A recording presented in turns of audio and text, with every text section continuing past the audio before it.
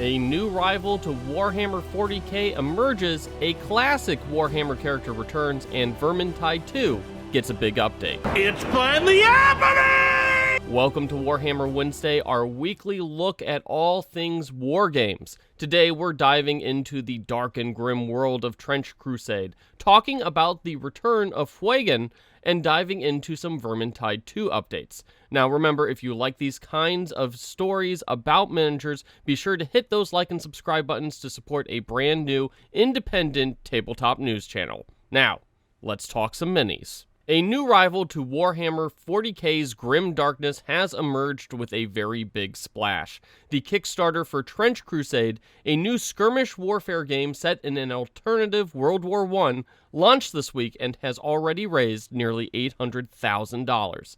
The new game is set in a world where Templars opened the gates of hell under Jerusalem during the First Crusade. 8 centuries later, trench warfare has emerged between various factions, including pilgrims trying to keep the forces of hell at bay and actual demons and devils that rampage on the battlefield. Now, the foundation of the game is a 2d6 system where a 7 or higher is a success. Players can add dice to their rolls through various means, like having the height advantage or, losing dice if they're hiding behind cover. And players can impose disadvantage or advantage on units via various effects.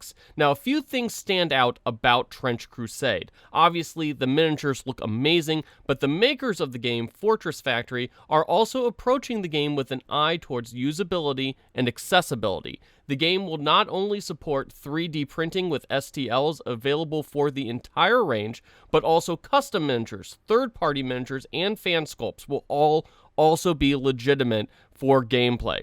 And the core rules and faction rules will be available for free as part of a living rulebook. Now, if you're looking to jump into a skirmish warfare game and like the whole vibe of dark and grim and, trench warfare, Trench Crusade looks like it's an awesome game. Demons plus World War I, who wouldn't love that?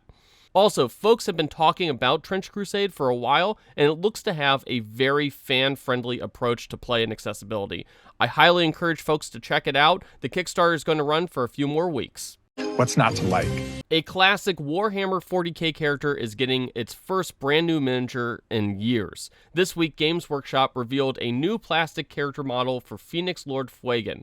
Now, Fuegan is a legendary Aldari character who is prophesized to bring about the final battle with Chaos and will be the last one to fall in the fight against Chaos to eliminate the threat of Chaos once and for all. Now, we already knew that the Aldari were getting a new codex in 2025, but this marks the first time in years that Fuegan has gotten a new miniature, I think going all the way back to 2nd edition. Now, interestingly, the Warhammer community article about the new miniature states that Fuegan is trying to gather the rest of the Phoenix Lords, which could hint that we will be getting more Phoenix Lord models next year when the Aldari line rolls out.